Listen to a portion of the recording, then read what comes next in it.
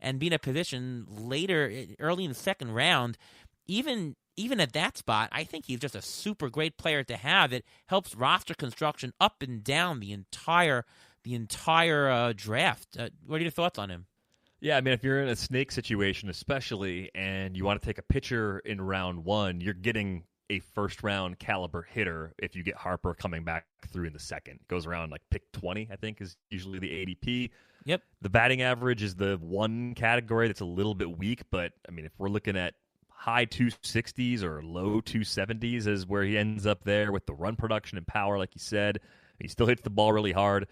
Obviously, he's still pretty young for a guy who's been around forever. He just turned 28 back in October. So we're not talking about a guy who's necessarily far past his peak or even past his peak at all yet, potentially.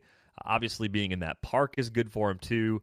He ticks all the boxes at this point. I think he's kind of shook the early career injury risk that he brought from smashing into walls and just like being a young player who thought he was indestructible. Like, I think he's realized, like, oh, actually, I can't run into walls full speed anymore. I need to, not do that. And 159 games in 2018, 157 games in 2019, and 58 out of 60 in the shortened season. So the durability grade is probably closer to an A now than it's ever been with Bryce Harper.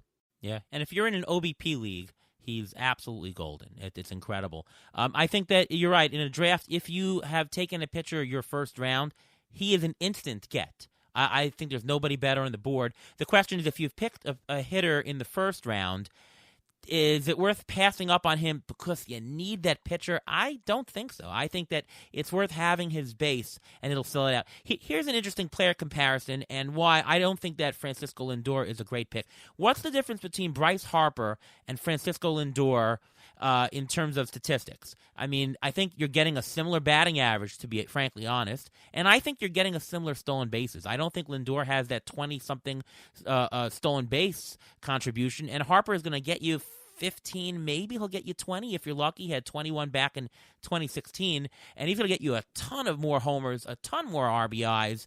I can't see any argument for taking Francisco Lindor when Bryce Harper is such a better commodity. Do you agree with that? I think it comes down to that stolen base total. I mean, if Lindor finishes in the 15 to 19 range among steals, you might be disappointed you didn't take Harper because the run production from Harper and the power should be better. Just a little bit better anyway. If Lindor finds his way to 25 bags, then that was the right answer. I would hate to live on the difference between those two players, as our friend Todd Zola often says. I've got Lindor slightly ahead of Harper. I think, in the moment, it really depends on what I think the room is going to do, but I think the speed for Lindor is the difference for me. Oh, that's true, but I think that there's more risk involved with Lindor. I can see the scenarios being equal. 50% chance he can get 25, 50% chance he can get 15 even. With Harper, I think his variability is lower. And for that, I would rather take the player with the higher floor. And to me, that's Bryce Harper. Any other thoughts on Harper, Ruben? No, I think we hit it on the head. I think he is a first rounder, and I'd actually take him over Lindor also. Even though we're both Met fans and we both like Lindor a lot, and we don't like Philly that much, but still, fantasy wise, Bryce Harper is the perfect base if you're going to go pitcher in the first round. Yeah, we were talking about nominations, and one thing Ruven and I like to do is, in a New York auction, maybe test out, let's put up Lindor. Maybe everyone will say, oh, Lindor, let's go bid high on him. He's a guy that we might consider in a New York auction throwing out and let people go sky high if we don't believe in him, and we'll swoop in for Harper, I think. Maybe. Of course, we might be telling you this to trick everybody. we're throwing everybody off right now, so we're good. We're fine. Nick Castellanos is our next guy here. Now, he was a bargain. He is a bargain according to the NFBC ADP of 87. In the mixed labor draft the other night, he went 66th pick. So there's a very big discrepancy in terms of his value according to the experts versus NFBC. So whether he's a bargain or not so sure. It looks like maybe his ADP will go up. But at the level that I described in the 6th round, he is a nice bargain, I believe. His barrels have been up, his fly balls up, homers to fly ball up. His stock has been up. The consistency of his rotisserie value is tremendous. His value since 2017 in terms of 5x5 15 team, $16, $23, $18, $17.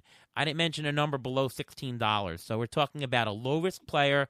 His ATC interprojection metrics are all on the good side. Low interprojection volatility. He's got a negative skew, so actually projections are even higher than what ATC says in terms of quantity.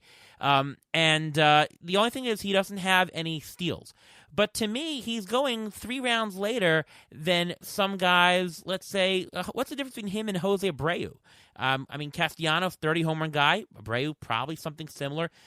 Batting average, I have Castellanos projected for 267, but maybe it's higher. His career BABIP has been 330 as career BABIP. And in 2020, it was 257. The last 3 years before, last year he only hit 225, but before then 272, 298, 289. I think there's batting average upside. I think that he'll be right in the middle of the order. He'll get counting stats. I think that for the value, for the round, he's a much better pick than guys like Rendon, Springer, Jose Abreu, who have somewhat similar statistics. I think you can get just about the same production and 3 rounds later. Your thoughts, Derek? Yeah, I think I like Castellanos as a relative value. I like a lot of the other players that you mentioned, though, too, if I'm going really hitter-heavy early and I'm looking at a guy like Rendon maybe in the 3rd round after getting 2 hitters that run. In that case, I'm comfortable with Rendon there. But if I feel like the room's going to push pitching, obviously the type of player that Rendon exists in similar forms at other points on the board. And Nick Castellanos is a good example of that. There's other players in that range. I would say maybe even his teammate, Mike Moustakas, is a little bit similar, where a little more batting average risk, but you're getting cheap power and good run production at a very reasonable price. Chris Bryant, in his current form, might fall into this group. Paul Goldschmidt kind of falls into this group too. So I think those guys are pretty good reasons to pass on the Abreu and Rendon types if you need speed up top or if you really want to make sure you're getting pitching early on. Yeah, and the devil's advocate argument would say that, what's the difference between Castellanos and a guy like Randall Grichuk, who might have, a couple less homers, a little bit less batting average. There's a lot of players who are going to have 25 to 30 homers who are going to hit, 240-ish or so. So you're trading 10 points of batting average, but you can take them 7 rounds, 8 rounds later. So his profile isn't a unique one. That's the problem, I think, with Castellanos in a draft. His profile is not a unique one. There might be a better use of resources in the 6th round. You might want a closer. Are you going to pass on Liam Hendricks in the 6th round to take Castellanos when you can also get similar production later on? So I'd hesitate a little bit on draft only because of the makeup.